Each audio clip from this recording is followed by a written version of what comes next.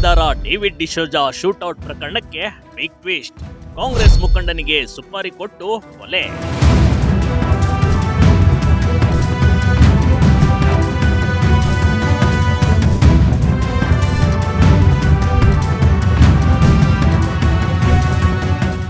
ಕಾಂಗ್ರೆಸ್ ಮುಖಂಡ ಗುತ್ತಿಗೆದಾರ David D'Souza shootout ಪ್ರಕರಣಕ್ಕೆ ಬಿಗ್ ಟ್ವಿಸ್ಟ್ ಒಂದು ಸಿಕ್ಕಿದೆ ಕಣ್ರಿ.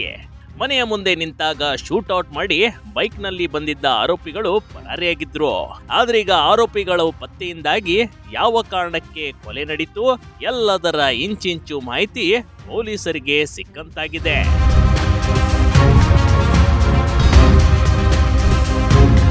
ಆರೋಪಿಗಳ ಅರೆಸ್ಟ್ ಬೆನ್ನಲ್ಲೇ ಎಸ್ಪಿ ಹರಿರಾಮ್ ಶಂಕರ್ ಸುದ್ದಿಗೋಷ್ಠಿ ಮಾಡಿ ಕೊಲೆಯ ನಿಖರ ಮಾಹಿತಿ ಹೊರಹಾಕಿದ್ದಾರೆ ನೋಡಿ. ಡೇವಿಡ್ ಡಿಸೋಜಾ ಕಾಂಗ್ರೆಸ್ ಮುಖಂಡನೂ ಹೌದು, ಜೊತೆಗೆ ಗುತ್ತಿಗೆದಾರನಾಗಿ ಕೆಲಸ ಮಾಡಿಕೊಂಡಿದ್ದ. ಆದ್ರೆ ಈತ ಮನೆಯ ಮುಂದೆ ನಿಂತಾಗಲೇ ಡೇವಿಡ್ ಡಿಸೋಜಾಗೆ ಟಾರ್ಗೆಟ್ ಮಾಡಿ 9mm ಪಿಸ್ತೂಲ್ನಿಂದ ಶೂಟ್ ಮಾಡಿ ಕೊಲೆ ಮಾಡಿಬಿಟ್ಟಿದ್ರು ನೋಡಿ. ನಿನ್ನೆ ಸಂಜೆ ಸುಮಾರು 3:45 ಗಂಟೆಗೆ ಕಾಪು ತಾಲೂಕು ಮುದ್ರಂಗಡಿ ಗ್ರಾಮದಲ್ಲಿ ಸೆಂಟ್ ಸೇವಿಯರ್ಸ್ ಚರ್ಚ್ ಕಾಂಪ್ಲೆಕ್ಸ್ ಮುಂದ್ಗಡೆ ಡೇವಿಡ್ ಡಿಸೂಸಾ ಎಂಬವರನ್ನು 2 ಜನ ಬೈಕಲ್ಲಿ ಮತ್ತೊಬ್ಬ ವ್ಯಕ್ತಿ ನಡ್ಕೊಂಡು ಸೈಡಿಂದ ಬಂದು ಅವರನ್ನು ತೋರಿಸಿ ಅವರು ಗಾಡಿಗೆ ಹತ್ತುವಾಗ ಕ್ಲೋಸ್ ರೇಂಜಲ್ಲಿ ಬಂದು ಪಿಸ್ಟಲಿಂದ ಫೈರ್ ಮಾಡಿರೋದ್ರ ಬಗ್ಗೆ ನಮಗೆ ಪೊಲೀಸರಿಗೆ ಮಾಹಿತಿ ಸಿಗ್ತದೆ.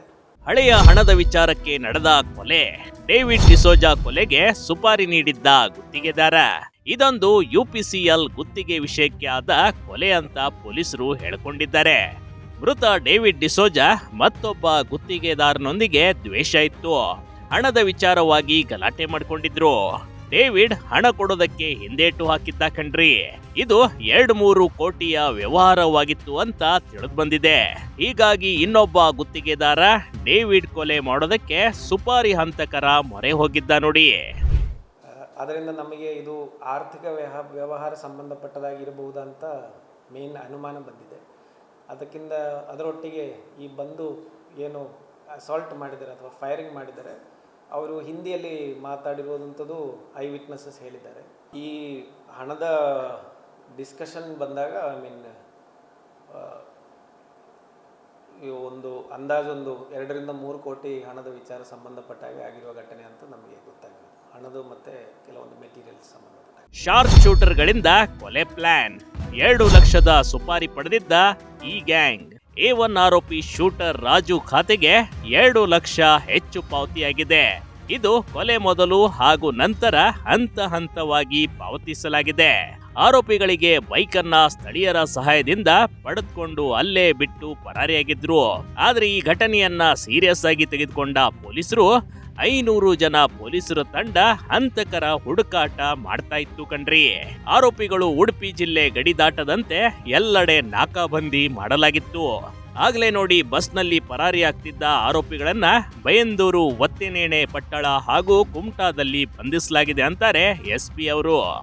ನಮ್ಮ ಪೊಲೀಸ್ ತಂಡ ಅದರ ಮೇಲೆ ಹೋಗಿ ಸರ್ಚ್ ಮಾಡಿದಾಗ ಅದರಲ್ಲಿದ್ದ ನಮ್ಮ ಈ ಪ್ರಕರಣದಲ್ಲಿ ಶೂಟರ್ ಆಗಿರುವಂತಹ ರಾಜು ಅವರು ಈತ ಅಂತ ಹೇಳಿ ಉತ್ತರ ಪ್ರದೇಶ್ ಮೂಲದವರು.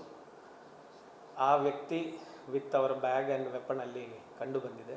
ಅವರನ್ನು ಅರೆಸ್ಟ್ ಮಾಡೋಕ್ಕೆ ಪ್ರಯತ್ನ ಪಡೋದರಲ್ಲಿ ನಮ್ಮ PSI ತೇಜಸ್ವಿ ಅವರಿಗೆ ಮೈನರ್ ಇಂಜುರೀಸ್ ಆಗಿದೆ. ಬಟ್ ಅವರನ್ನು ಮತ್ತೆ ಅವರ ಹತ್ರ ವೆಪನ್ ಇರೋದ್ರಿಂದ ಮತ್ತು ಅವರು ವೆಪನ್ ಫೈರ್ ಮಾಡಿರೋದ್ರಿಂದ ಮತ್ತು ಸೆಲ್ಫ್ ಪ್ರೊಟೆಕ್ಷನಲ್ಲಿ ಅವರಿಗೆ ಫೈರ್ ಮಾಡಿ ಅವರನ್ನು ಅರೆಸ್ಟ್ ಮಾಡಿ ವಶಕ್ಕೆ ತಗೊಂಡು ಕೂಡಲೇ ಬೈಂದೂರು ಆಸ್ಪತ್ರೆಗೆ ಹೋಗಿ ಪ್ರಿಲಿಮಿನರಿ ಟ್ರೀಟ್ಮೆಂಟ್ ಕೊಟ್ಟು ಪ್ರೈಮರಿ ಟ್ರೀಟ್ಮೆಂಟ್ ಕೊಟ್ಟು ಮತ್ತೆ ಅಜ್ಜರ್ ಕಾರ್ಡ್ ಹಾಗೂ ಆಮೇಲೆ KMCಗೆ ಶಿಫ್ಟ್ ಮಾಡಿದ್ದೀವಿ.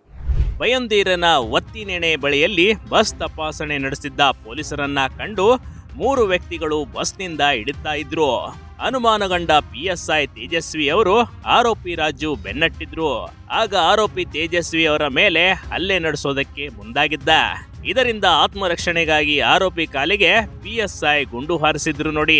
ಸದ್ಯ ಆರೋಪಿ ಮತ್ತು PSI ಇಬ್ರು ಚಿಕಿತ್ಸೆ ಪಡೆಯುತ್ತಿದ್ದಾರೆ.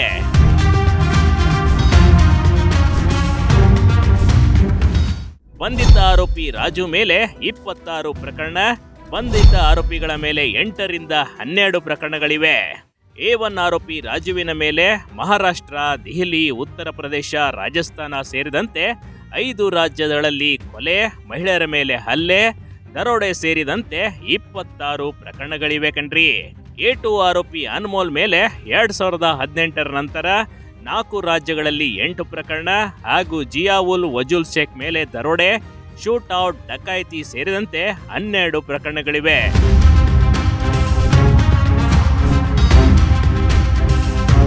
ಆರೋಪಿಗಳು ಯರ್ಮಾಳ್ ಬಳಿ ಬೈಕ್ ಅನ್ನ ಬಿಟ್ಟು ಹೋಗಿದ್ದಾರೆ ನೋಡಿ. ಬೈಕ್ ಒದಗಿಸಿದವರು ಯಾರು ಎಂಬ ಬಗ್ಗೆ ಪೊಲೀಸರು ತನಿಖೆ ನಡೆಯುತ್ತಿದೆ.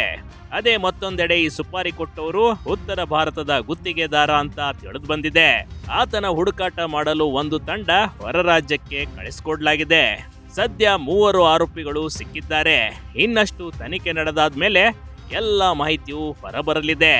Big TV Karnataka, Udupi.